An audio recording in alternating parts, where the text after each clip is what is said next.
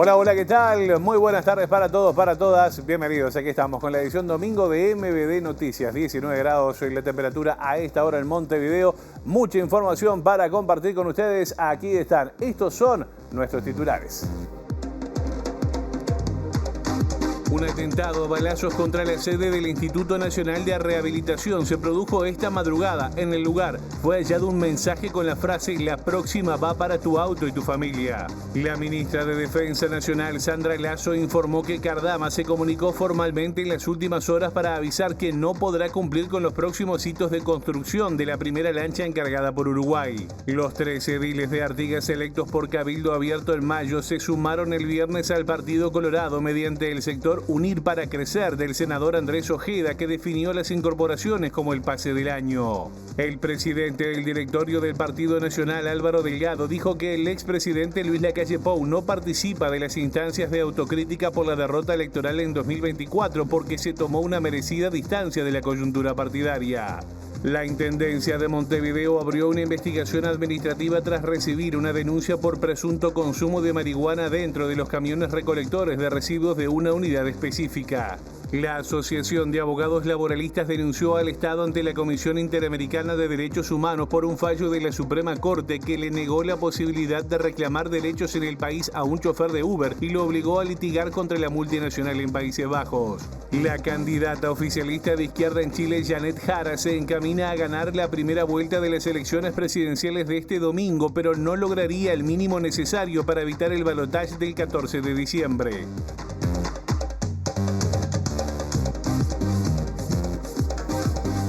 Bueno, muy bien, estos son algunos de los temas que tenemos para compartir con ustedes hasta la hora 20 aquí en la pantalla de TV Ciudad. En un ratito vamos a comenzar a desarrollar la información nacional y la internacional, que por cierto es mucha por estas horas. También, como siempre, vamos a tener informe especial de nuestro compañero Federico Jurkovic, que nos va a llevar por buen puerto. Ya van a saber de qué va el informe de hoy. Y también lo que ocurre en exteriores siempre. Llega en el móvil de Sofía Adri, a quien ya saludamos. Sofi, ¿qué tal? Buenas tardes, bienvenida.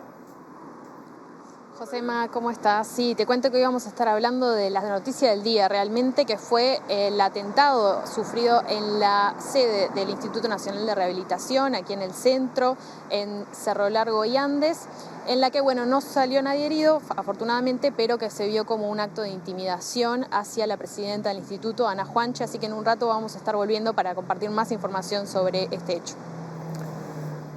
Bien, perfecto. Sin duda uno de los hechos de este fin de semana más destacados. En un rato volvemos contigo, Sofía. Nosotros ahora vamos a comenzar el desarrollo de la información y vamos a abrir ya de arranque el capítulo internacional. Nos vamos a ir hasta Chile porque justamente hace prácticamente una hora terminó la votación en el país trasandino y empezó la cuenta regresiva para conocer a partir de las 21 horas los resultados de las elecciones presidenciales y legislativas, las primeras además obligatorias desde el retorno a la democracia en el año 90. La candidata del oficialismo de izquierda es Janet Jara, militante del Partido Comunista y ex ministra de Trabajo del presidente Gabriel Boric, que encabezó casi todas las encuestas durante la campaña, pero lejos del 50% más uno de los votos necesarios para ganar en primera vuelta. Solo fue superada en algunos sondeos por el ultraderechista José Antonio Katz, seguido de cerca en el tercer lugar por Johansen Kaiser, también de derecha, pero libertario, del estilo del presidente argentino Javier Milei.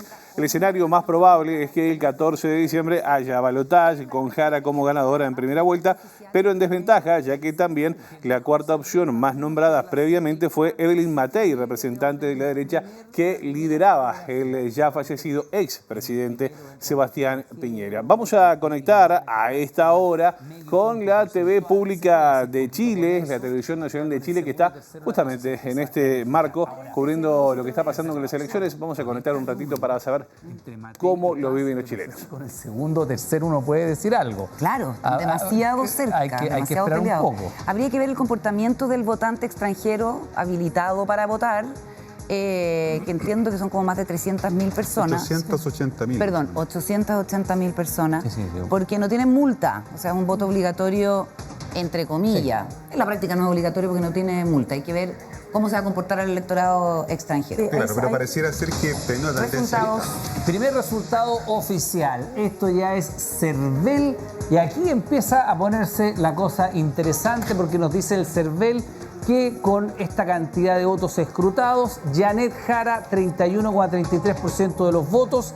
Segundo lugar, despegado un poquito del tercero, José Antonio Kast con el 23,27% de los sufragios. Y luego Evelyn Matei en el conteo oficial del CERVEL con un 15,54% de los votos, es decir, un poquito menos de 8 puntos de diferencia de José Antonio Kast. Cuarto lugar para Franco Parisi con 13,62% de los votos. Esos son Bueno, hasta allí entonces. Este es el primero de los resultados primarios que, bueno, se están arrojando a través de la televisión pública de Chile en el marco de estas elecciones en el país trasandino. El primer cómputo oficial lo teníamos en vivo aquí en la pantalla de TV Ciudad. Bueno, vamos a conectar más adelante para saber cómo, bueno, sigue transcurriendo estos, la apertura de comicios así en el país trasandino. Vamos a volver en un rato nada más. Bueno, ahora venimos a nuestro país y les contamos que con la participación del presidente Yamandú Orsi se celebró este sábado el 208 aniversario de la Armada Nacional en la Plaza Virgilio, donde se encuentra el monumento a los caídos en el cumplimiento del deber. La oratoria estuvo a cargo del comandante en jefe de la Fuerza Naval, José Luis Elizondo, quien dijo que es vital renovar la flota para poder cumplir con los deberes que tiene la Armada. Y a propósito, sobre la renovación de la flota y el conflicto con el astillero Cardama, habló la ministra de Defensa, que allí ven en imágenes, Sandra Lasso, señaló que la empresa comunicó formalmente en las últimas horas que tendrá problemas para cumplir con los próximos hitos de construcción de la primera lancha. Desde el día en que se hizo la conferencia de prensa por parte del presidente, no habíamos tenido más notas, más mail del empresario. En el día de anteayer recibimos una comunicación que específicamente no habla de ningún tipo de negociación, sí nos hace un planteo que tiene que ver con, bueno, específicamente algunas demoras que están ajustadas fundamentalmente al próximo hito que se cumpliría en el mes de enero, y bueno, estamos contestando, respondiendo acorde a lo que venimos trabajando, que no hemos dejado de trabajar nunca en este tema, pero no recibí ningún tipo de llamado al diálogo. Por supuesto que siempre estamos dispuestos a hacerlo, ¿no? Bueno, vamos a hablar sobre el asunto Cardama más adelante en esta edición domingo de MBD Noticias. Ahora vamos a contarles otros asuntos que vamos a cerrar, al menos judicialmente, otros hechos que también vienen marcando la agenda, especialmente en las últimas 2 semanas. Hablamos del paro de 72 horas que hubo en primaria los días 6, 7 y 10 de noviembre por agresión dentro de una escuela a, docentes, madres y también incluso alumnos y alumnas que estaban allí en el medio de la escaramuza. Tras los hechos, 3 mujeres fueron condenadas por este y otro asunto parecido ocurrido en el mes de octubre. El hecho más reciente sucedió el miércoles 5 de noviembre en la Escuela de Jardines del Hipódromo, donde una mujer de 30 años irrumpió violentamente agrediendo a una maestra, a una funcionaria y a otra madre de la institución. Este episodio derivó en primera instancia en un paro de 48 horas decretado por ADEMU Montevideo el jueves 6 y el viernes 7, extendiéndose a 72 horas el lunes 10, porque según explicaron desde el sindicato, no recibieron garantías para retornar al trabajo ante este hecho en particular, pero también a nivel general porque en los últimos años estas situaciones se dan cada vez más seguido. Finalmente, el miércoles 12 volvieron las clases a esta institución, a raíz del compromiso de un mayor patrullaje brindado por el Ministerio del Interior y la presencia de equipos técnicos para apoyar el trabajo docente dentro de la institución, con los niños y niñas, y fuera de ella con las familias. La agresora fue imputada este viernes por 2 delitos de violencia privada, uno de lesiones personales y otro de omisión a los deberes inherentes a la patria potestad, debiendo cumplir 120 días de arresto domiciliario total con uso de tobillera electrónica, no pudiendo acercarse a la escuela o comunicarse con las víctimas y testigos, pero sí concurrir a trabajar. Y en las últimas horas otras 2 mujeres también fueron imputadas por un delito de lesiones agravado por haberse cometido contra un funcionario público, en este caso una maestra de la escuela 172 de Malvín. Los hechos habían ocurrido el 17 de octubre motivando en aquel entonces un paro de 24 horas. Vamos a hablar de presupuesto ahora porque la bancada Frente Amplista del Senado se reunió este fin de semana para definir justamente la discusión presupuestal en el tramo final del trámite parlamentario. En ese marco, según confirmó MB Noticias, estuvieron presentes el ministro de Economía, Gabriel Odone, y el secretario de Presidencia, Alejandro Sánchez. La bancada de senadores del Frente Amplio se reunió el sábado para discutir las reasignaciones presupuestales a otorgar en el marco del tratamiento del proyecto en la Cámara Alta. Según comentó el senador Daniel Casciani a Radio Montecarlo, el foco del encuentro fueron dos temas centrales: educación y seguridad.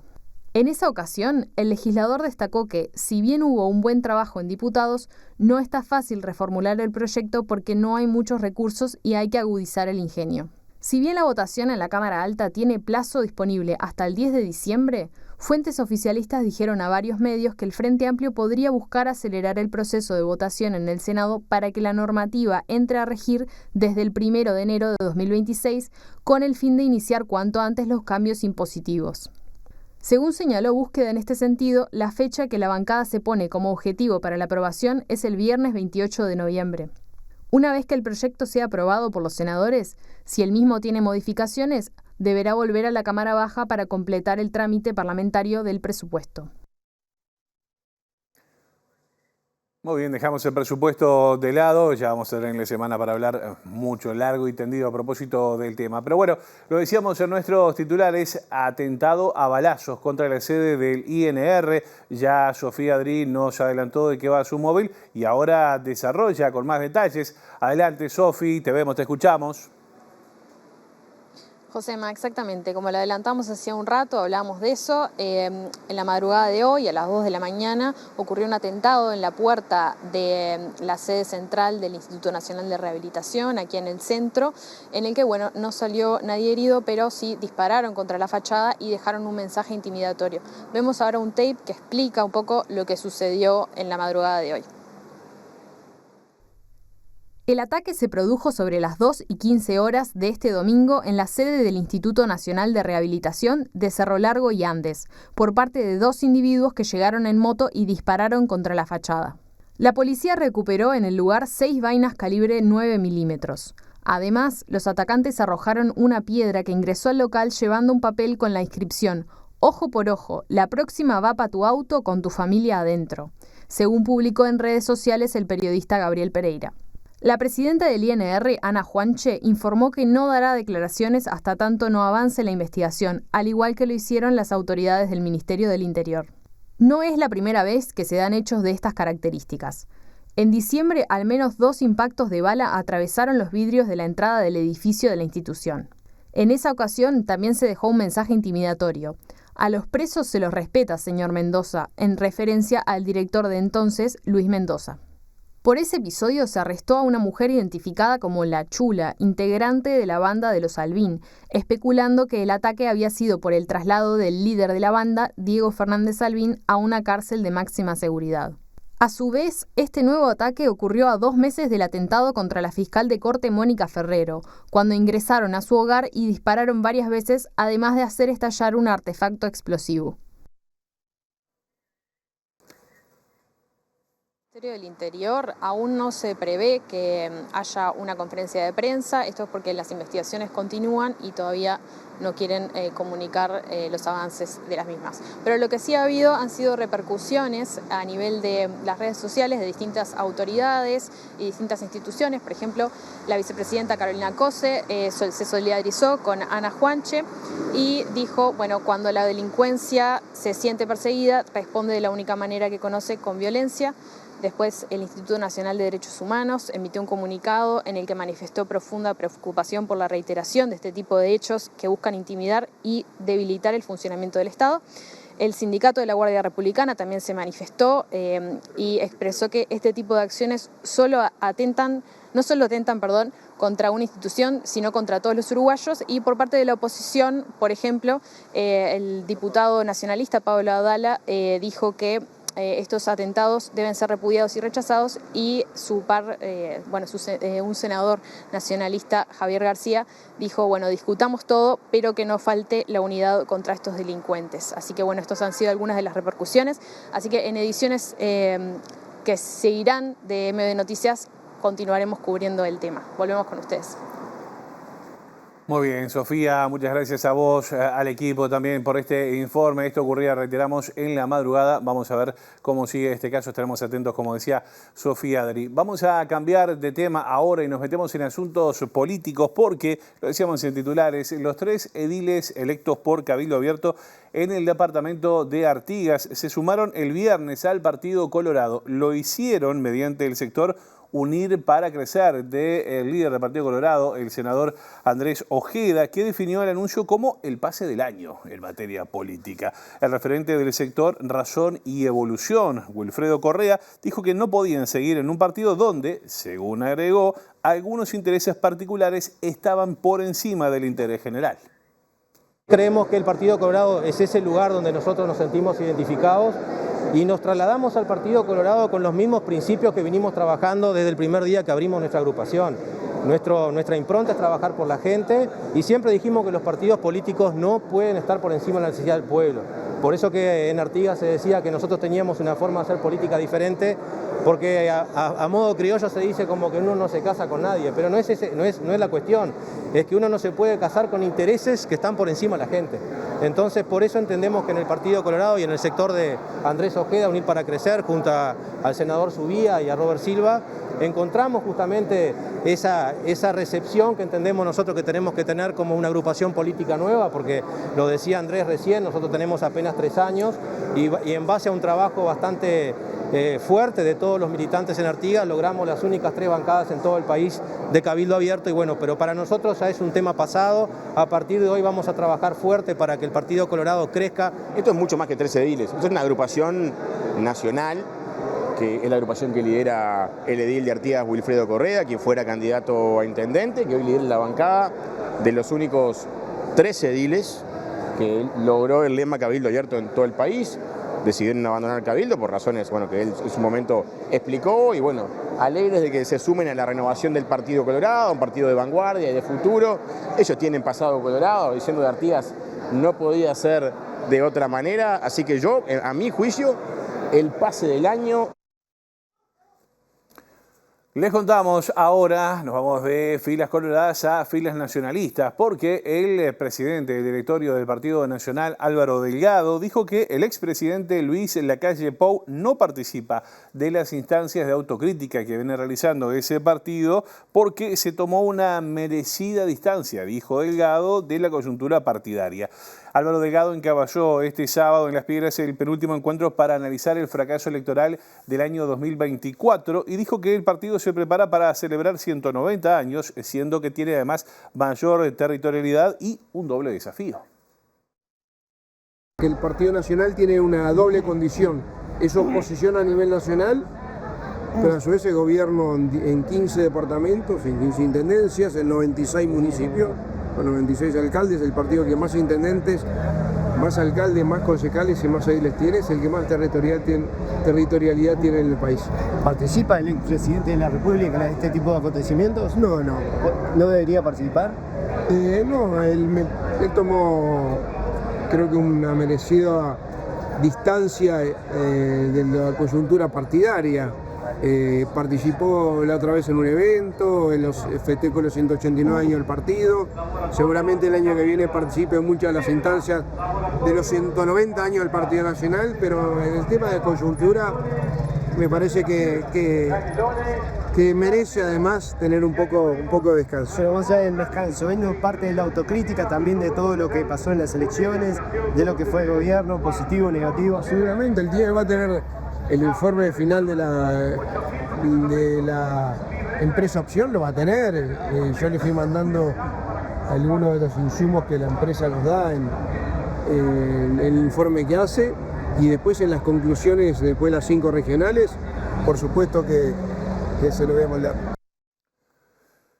Vamos a cambiar de tema ahora. La Asociación Asociación, así se dice, uruguaya de laboralistas denunció al Estado uruguayo ante la Comisión Interamericana de Derechos Humanos por considerar que un fallo de la Suprema Corte de Justicia sobre un trabajador de Uber violó sus derechos de acceso al trabajo y también a la justicia. Se trata de una sentencia de mayo de este año en la cual la Corte consideró nulo su reclamo en territorio nacional y le ordenó hacerlo ante un tribunal arbitral de Países Bajos.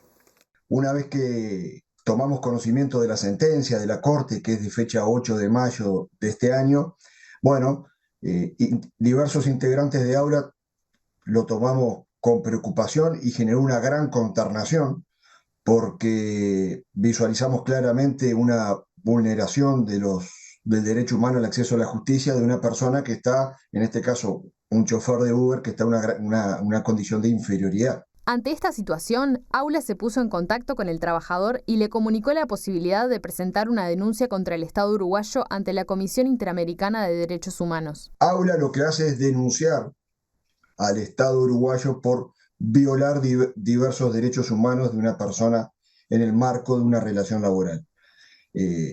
Solicitamos se responsabilice internacionalmente al Estado uruguayo por haber violado el derecho humano al acceso a la justicia y de la protección judicial efectiva. Según la asociación, la justicia uruguaya vulnera los derechos del trabajador de Uber, especialmente la Convención Americana en sus artículos 1, 2, 8 y 25. O sea, para nosotros esto es realmente de extrema gravedad porque hay un retiro del Estado en la solución de un conflicto individual de trabajo de clara connotación social. El Estado dejó desamparado a un trabajador a través de esta sentencia y le ordenó promover un arbitraje ante una Cámara de Comercio Internacional que obviamente no está en Uruguay, pero que además tiene costos enormes.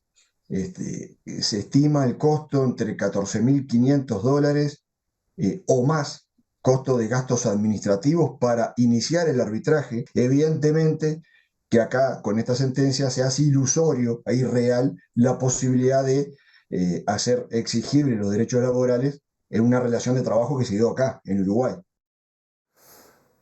Vamos a hablar ahora de asuntos vinculados a la movilidad porque la ministra de Transporte y Obras Públicas, Lucía Echeverri, dijo que las obras para reparar el puente en los accesos a Montevideo avanzan según lo previsto y que estarán prontas, sobre finales de noviembre o principios de diciembre. Allí se va a poder volver a circular. El siniestro, recordemos, se produjo el pasado 14 de julio cuando un camión intentó pasar por ese lugar pese a superar la altura que estaba permitida en ese puente, afectando las 3 vigas principales y uno de los pilares del puente.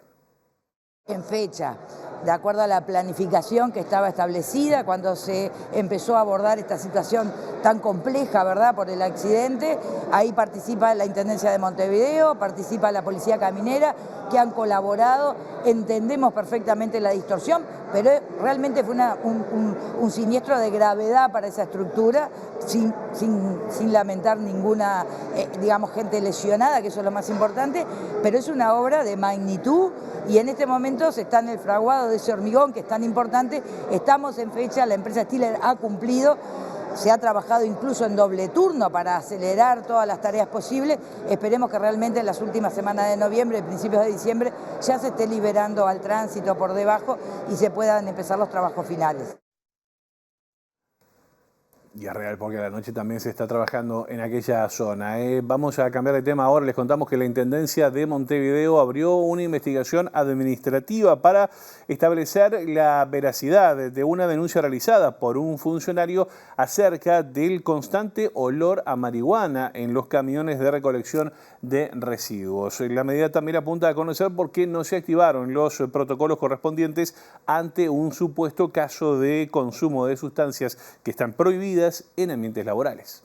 La investigación del Departamento de Gestión Humana y Recursos Materiales de la Intendencia de Montevideo comenzó el 31 de octubre y tuvo como disparador un correo electrónico enviado por un trabajador de la Unidad 3 Transferencia de Residuos Mezclados ante el reiterado olor a marihuana que percibe en la cabina del camión en el cual presta servicio a diario. En la resolución firmada por el director Gustavo Pérez se consigna que a raíz de esta denuncia, la Gerencia de Recolección de Contenedores dispuso en la instrucción de una información de urgencia, recabándose la declaración de varios funcionarios quienes afirmaron que habían percibido lo mismo. Pero además en esa instancia se estableció que la situación también sería frecuente en otros vehículos, por eso en la resolución se ordenó investigar el presunto olor a marihuana en el interior de la cabina de algunos de los camiones pertenecientes a la Unidad 3, transferencia de residuos mezclados.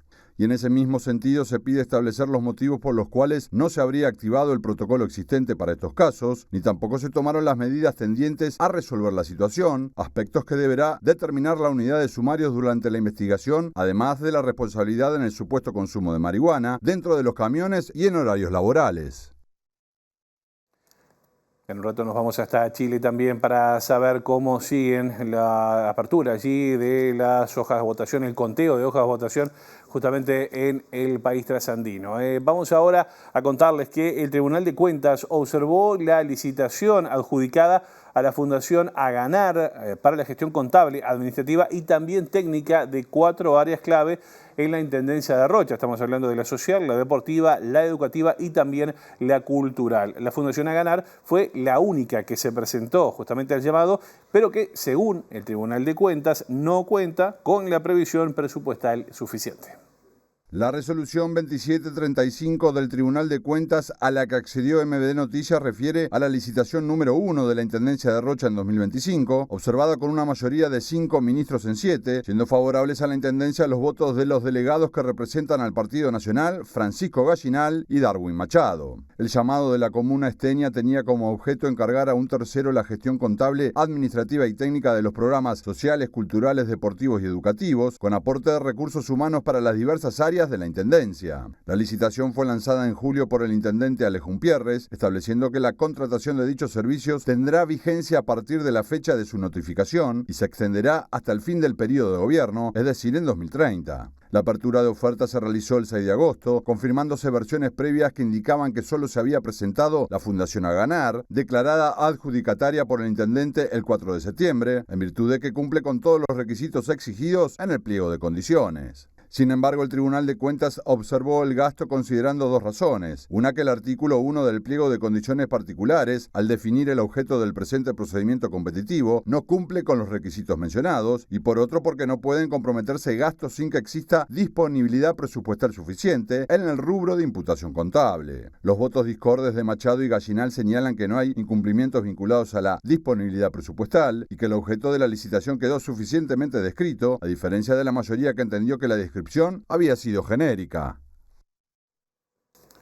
Cambiamos de tema ahora. Les contábamos que en el marco del programa Mujeres con Calle, la Intendencia de Montevideo le pidió a la Junta Departamental que apruebe el proyecto de resolución para nombrar Luz Ibarburu a una calle en la zona del Estadio Charrúa. Esto en homenaje a una de las fundadoras de Madres y Familiares de Detenidos Desaparecidos.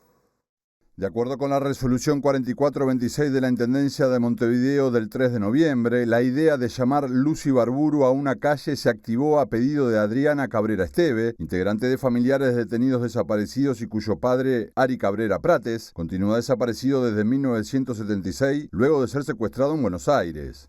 El planteo se canalizó mediante el programa Mujeres con Calle, puesto en marcha en 2018 para revertir una forma específica de la desigualdad, que en Montevideo implica que solo 7% de las calles, menos de 150 en un total de 5.700, recuerdan a mujeres.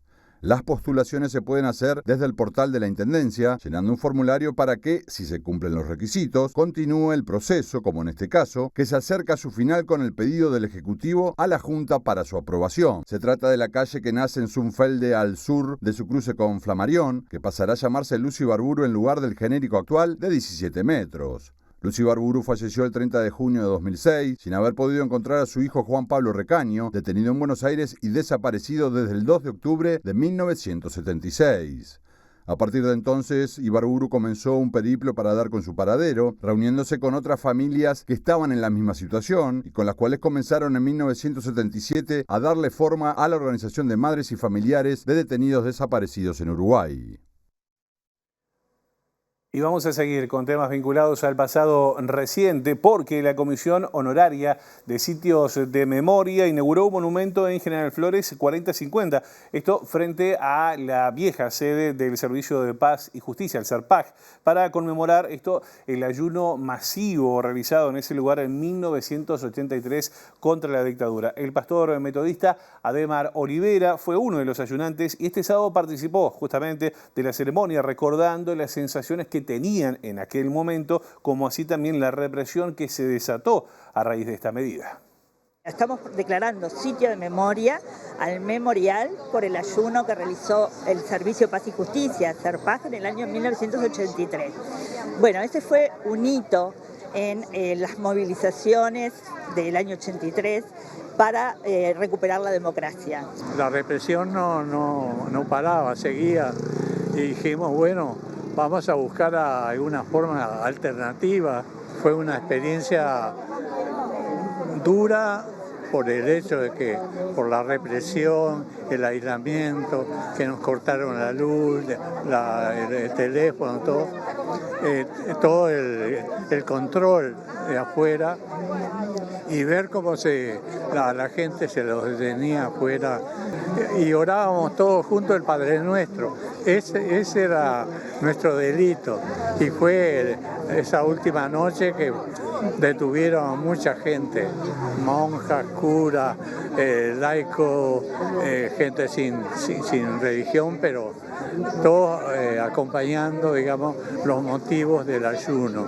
Y para nosotros fue muy emocionante todo esto.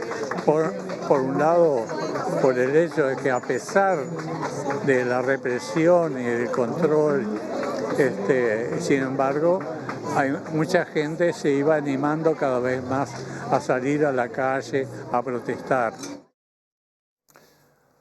Bueno, muy bien, nosotros ahora vamos a cambiar de asunto porque es momento a esta hora de informe especial. Como siempre llega de la mano de Federico Jurkovic, que hoy va a intentar llevarnos a buen puerto, creo, no sé. ¿Cómo va, Fede? ¿Cómo anda? ¿Cómo estás, José? Un gusto. Espero no zozobrar, se lo digo en términos marítimos para estar a tono con usted. Muy bien, claro. Que no se nos dé vuelta de campana este informe que tiene a Cardama, Josema, en el centro de la polémica, como hace ya muchos años aquí en Uruguay. Vamos a repasar brevemente todo lo que pasó en esta semana, porque el presidente de la Junta de Galicia llamó a Orsi para, de alguna manera, acortar distancias. La diputada del bloque gallego vino a Uruguay, también en otro contexto, pero el tema Cardá estuvo sobre la mesa. Volvió de Galicia el diputado Gianoli del Partido Nacional, paréntesis, mañana será recibido en el directorio a partir de las 10 horas, donde brindará el informe, y Gianoli dice que se está avanzando concretamente y según los plazos con la construcción de la primera lancha. Sin embargo, la ministra Lasso, lo vimos hoy, Josema, ayer sábado dijo que la propia Cardama se comunicó y dijo que no iba a poder cumplir con los hitos que estaban pautados para principios del año próximo en esta construcción de las lanchas patrulleras, Josema, que tienen mucha historia ya en Uruguay, pero que si abrimos un poquito el mar y navegamos en la historia de Cardama y su vínculo con otros países, vamos a encontrar situaciones muy parecidas. Pero antes, si me dejás, para poner foco sobre un tema que es grave, porque implica la pérdida de la vida de un trabajador, quiero decirte, Josema, que el 27 de noviembre empieza un juicio que lleva a 3 gerentes o directores de áreas de Cardama como acusados con penas de cárcel por la muerte de un trabajador e indemnizaciones contra Cardama por 600.000 euros. Aquí está el tape. El siniestro ocurrió hace casi 3 años, el 24 de noviembre de 2022, cuando la víctima, identificada como Iván C.C., de 42 años, solo llevaba 10 días en ese puesto de trabajo y quedó atrapado bajo una pieza de acero de 7 toneladas de peso que se cayó al suelo desde un camión, tal como lo consignó el Faro de Vigo en su edición de aquel día. Luego de una larga instrucción judicial, dice la nota, este caso llegará a juicio el 27 de noviembre en el juzgado de lo penal número 2 de Vigo, con peticiones de prisión por parte de la Fiscalía de 3 años y de indemnizaciones para los familiares de la víctima, entre ellos un hijo menor de edad que asciende a 606.220 euros.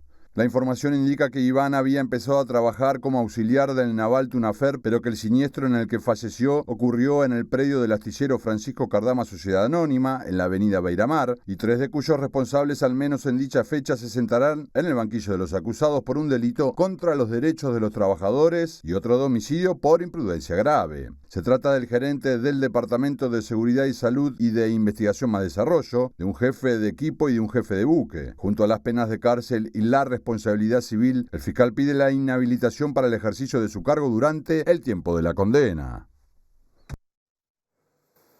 Bueno, bien, tremendo esto, Fede. Sí, muy fuerte, y en su momento generó movilizaciones de los sindicatos del sector naval. ¿Qué hay que decir, Josema? Es un sector muy prestigioso, eso es lo que ha estado circulando en las últimas semanas, como reivindicando la capacidad de este astillero para llevar a cabo el contrato que tiene con Uruguay, todavía vigente, lo ha marcado más de una vez la ministra de Defensa. Sin embargo, es un sector que está en retroceso.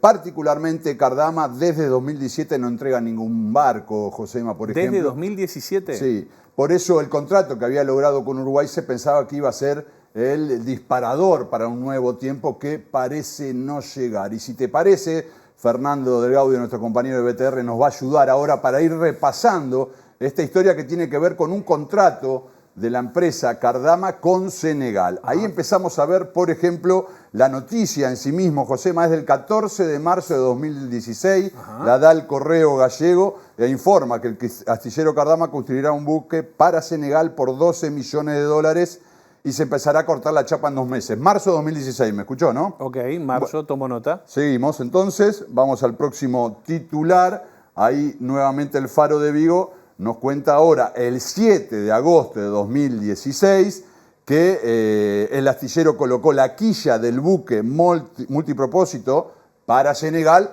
por lo tanto avanzaba en los meses siguientes. Pasamos a la otra, Fernando, por favor, la construcción de la patrullera para Senegal. Ahí llegamos a un momento clave que es el 19 de abril de 2018, 2 años después. Sí. Cardama bota un buque multipropósito para Senegal, o sea, 2 años después del inicio de la construcción, aparentemente estaba a punto de ser entregado. Y decían en esa nota que será a finales de año de 2018, por lo tanto estamos a 5 años de no haberse entregado, Josema, porque avanzamos y nos venimos al presente ya para confirmar que no fue entregado, y llegamos una vez más en el Faro de Vigo al 15 de mayo de 2025.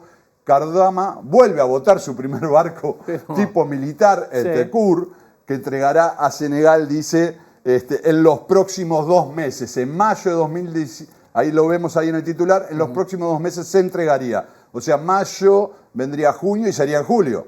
Bueno, vamos al próximo y vemos qué pasó. A ver. Cardama finaliza la construcción, o sea, lo estaba por entregar, pero recién lo finaliza. Esta es del 30 de octubre, o sea, 5 meses después de cuando estaba a punto de entregarlo, dice que ahora sí, que lo va a entregar y que empieza a construir otro para Angola. Pero si faltaba más, Josema, titular es de ayer. Mirá, Fernando lo pone ahí y te lo mostramos. Cardama avanza con los barcos de Uruguay y entregará otro buque a Senegal. Aquí dice que sería en diciembre. Ok. Bueno, todavía eso no pasó. Volvemos, Fernando, si querías, aquí a piso. Sí. Vamos a ir a otra información porque hay otra historia parecida a esta.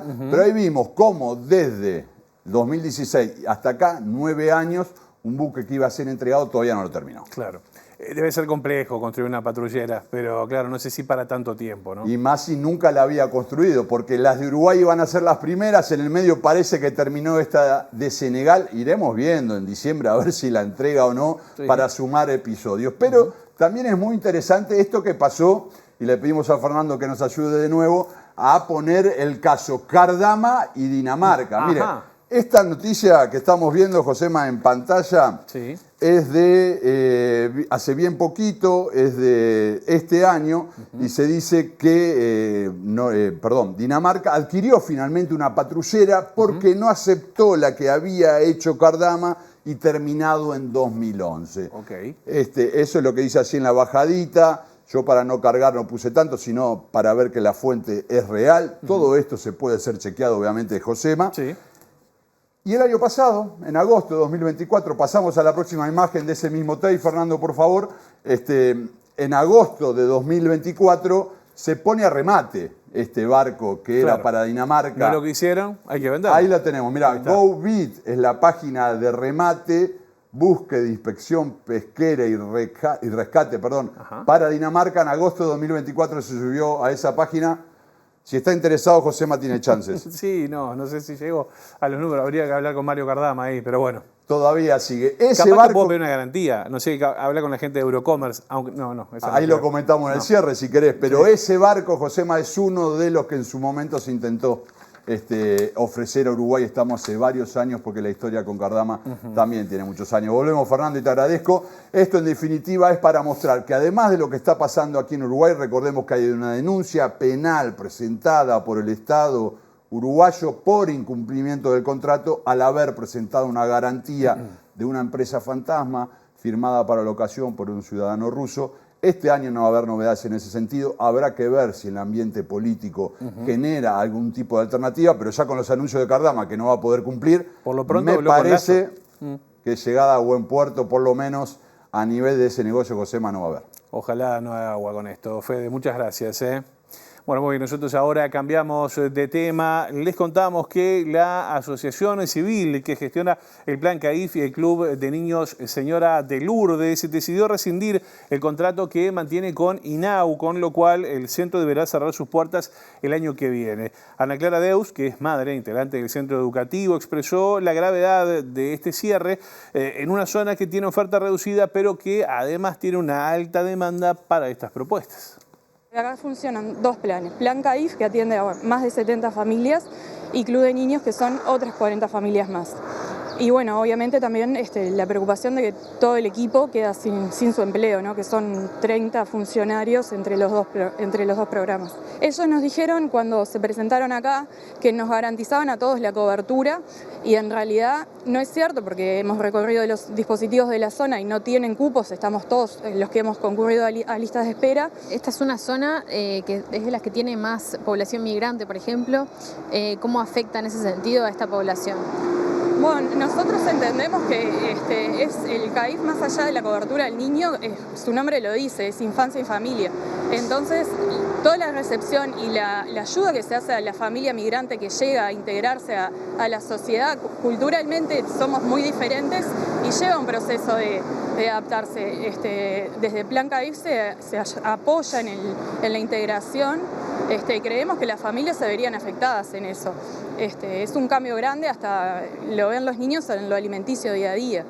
Eso también es otra pérdida que tienen cuando están en proceso de adaptación. Acá tienen 3 comidas garantizadas que hoy perderían, y en muchas familias, si bien lo pueden cubrir, otras tantas no. Realmente hay familias que, si no tienen cobertura con estos programas para el cuidado de las infancias, no pueden acceder al mercado laboral, porque acceder a un cuidado pago, sea o una persona en tu domicilio o sea o otra institución privada, no es viable, es realmente inviable para esas familias.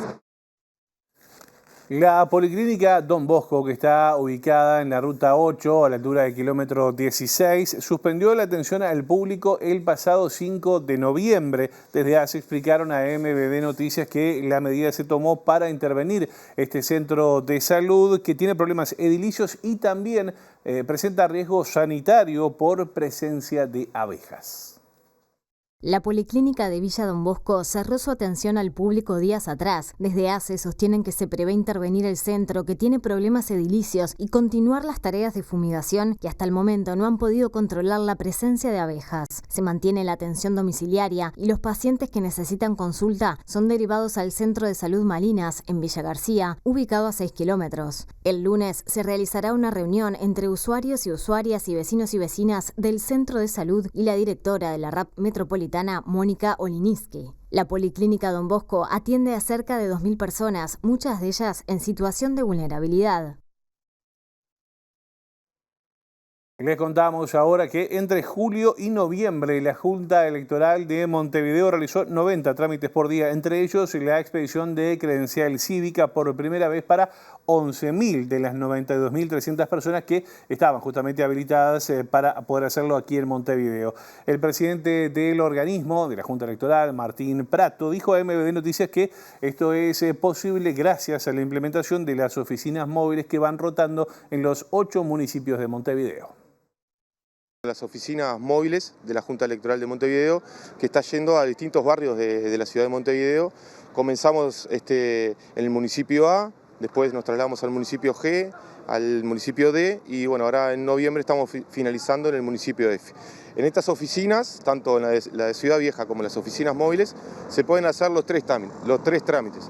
El trámite de inscripción cívica, o sea, tramitar la credencial por primera vez, las renovaciones y los traslados. En total ya llevamos más de 15.000 trámites y más de 11.000 inscripciones, lo cual para hacer el primer año del plan inscripcional son números muy alentadores, muy buenos, y le seguimos solicitando a la ciudadanía que se acerque en esta época, que es cuando menos gente, bueno, en realidad cuando las oficinas tienen menos demanda y por lo tanto los trámites es mucho más rápido. Y alrededor de 1.500 inscripciones por municipio hemos tenido en promedio. Evaluamos de manera muy positiva esto. Creemos que es un aporte a la calidad democrática, acercar, facilitar la accesibilidad a la inscripción cívica es una manera justamente de fortalecer nuestra democracia.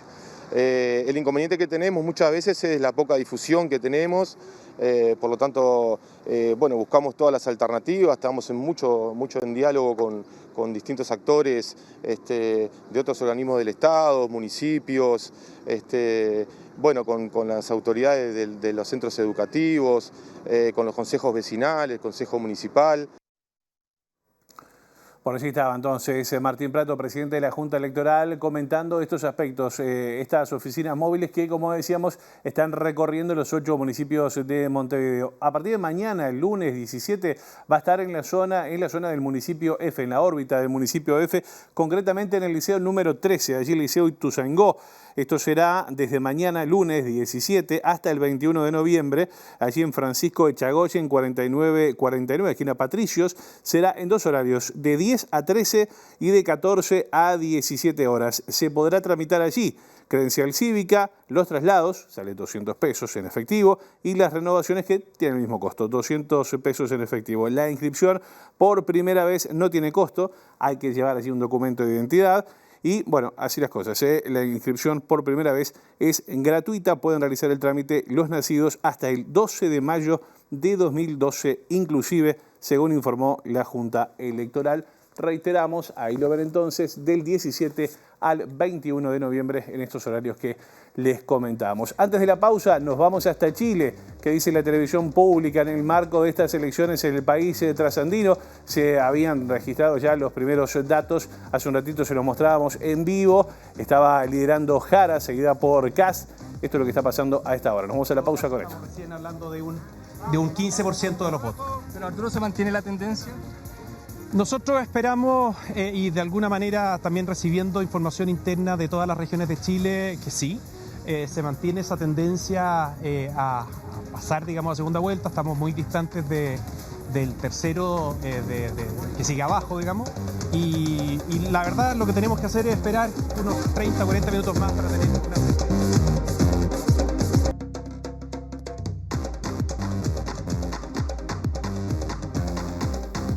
Bloque 2 de la edición domingo de MBD Noticias. Seguimos avanzando en la información. Les contamos que ayer, con muchísimo calor, se corrió la edición número 30 de la San Felipe y Santiago. Este es el informe. La carrera de 10 kilómetros inició frente al Hotel Sofitel en Carrasco y finalizó en la Rambla Charles de Gaulle, frente a las Letras de Montevideo en el Quibón. Durante esta edición corrieron más de 6.500 personas, con lo cual se alcanzó un récord y además aumentó la participación femenina al 46%. Al realizarse con una temperatura de 30 grados, la Intendencia de Montevideo reforzó el abastecimiento de agua a lo largo del trayecto y la Dirección Nacional de Bomberos colaboró a la altura de la Rambla y Concepción del Uruguay para refrescar a los corredores mientras pasaban. El recorrido contó con varios puntos de desecho de residuos mezclados y reciclables y al finalizar la carrera se desplegó un operativo de retiro manual y barrido mecánico. A su vez, se dispuso un servicio gratuito de retorno para quienes dejaron sus vehículos en la largada, que contó con 4 ómnibus eléctricos de CUTSA. Los ganadores de la jornada fueron Cristian Zamora en la categoría de masculino general, Mariana Borelli en general femenino, Eduardo Dutra en silla de ruedas masculino, Lucía Montenegro en silla de ruedas femenino, Daniel Dabriu en discapacidad visual de hombres y Laura Paipo en discapacidad visual femenina.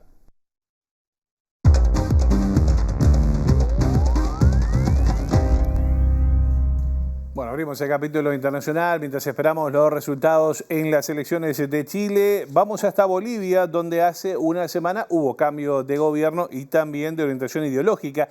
Y como síntesis de estos cambios está lo ocurrido, por ejemplo, con el llamado reloj del sur del Parlamento, cuyas agujas giraban desde el año 2014 hacia la izquierda, esto por decisión del entonces presidente Evo Morales, y ahora lo hacen nuevamente hacia la derecha, esto ahora por orden de Rodrigo Paz.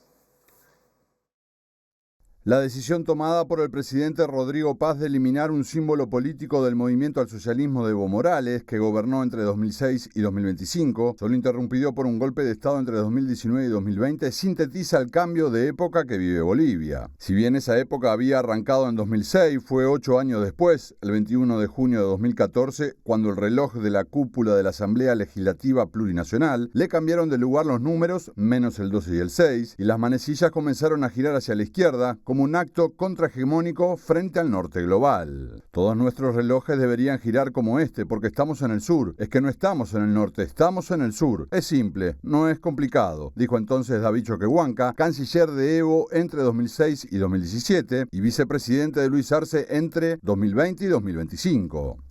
La iniciativa tenía su fundamento filosófico en el pensamiento del pintor uruguayo Joaquín Torres García sobre romper con la perspectiva eurocéntrica plasmada en su frase emblemática «Nuestro norte es el sur».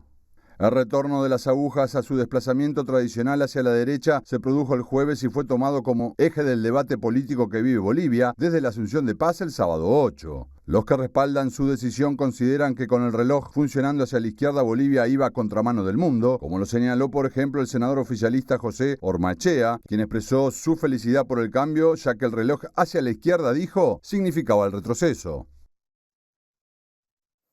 Bueno, estamos prácticamente en el final. Vamos a repasar el pronóstico del tiempo que dice el Instituto Uruguayo de Meteorología para el arranque de la semana. Mañana, el lunes 17 de noviembre, la mínima será de 14 grados y la máxima de 20, cielo claro con periodos de nuboso durante prácticamente toda la jornada. Para el martes 18, vamos a tener una mínima de 15 grados y una máxima de 25. Va a ser calor, con cielo claro y algo nuboso, dice el Instituto Uruguayo de Meteorología. Ahora sí estamos en el final, ustedes saben, la información vuelve a nuestra pantalla mañana tempranito a las 8, a las 13 y a las 18:30. Nosotros hasta acá llegamos con la edición domingo de MB Noticias, pero los dejamos con lo que está pasando a esta hora en las elecciones de Chile con el recuento de votos. Iba liderando hasta hace muy poco tiempo, bueno, la candidata de izquierda Jara. Está acortando distancias Kast. Bueno, vamos a conectar y los dejamos con la televisión pública de Chile, que nos muestra qué está pasando con las elecciones en el país trasandino. Que pasen bien. Porque el día era un día especial, sin embargo, a medida que se han ido conociendo los votos, el conteo de votos por parte del CERVEL, la verdad es que los ánimos allá en el comando empezaron a decaer. Un atentado a balazos contra la sede del Instituto Nacional de Rehabilitación se produjo esta madrugada. En el lugar fue hallado un mensaje con la frase «La próxima va para tu auto y tu familia». La ministra de Defensa Nacional, Sandra Lasso, informó que Cardama se comunicó formalmente en las últimas horas para avisar que no podrá cumplir con los próximos hitos de construcción de la primera lancha encargada por Uruguay. Los 13 ediles de Artigas electos por Cabildo Abierto en mayo se sumaron el viernes al Partido Colorado mediante el sector Unir para Crecer del senador Andrés Ojeda, que definió las incorporaciones como el pase del año. El presidente del directorio del Partido Nacional, Álvaro Delgado, dijo que el expresidente Luis Lacalle Pou no participa de las instancias de autocrítica por la derrota electoral en 2024 porque se tomó una merecida distancia de la coyuntura partidaria. La Intendencia de Montevideo abrió una investigación administrativa tras recibir una denuncia por presunto consumo de marihuana dentro de los camiones recolectores de residuos de una unidad específica. La Asociación de Abogados Laboralistas denunció al Estado ante la Comisión Interamericana de Derechos Humanos por un fallo de la Suprema Corte que le negó la posibilidad de reclamar derechos en el país a un chofer de Uber y lo obligó a litigar contra la multinacional en Países Bajos. La candidata oficialista de izquierda en Chile, Janet Jara, se encamina a ganar la primera vuelta de las elecciones presidenciales de este domingo, pero no lograría el mínimo necesario para evitar el balotaje del 14 de diciembre.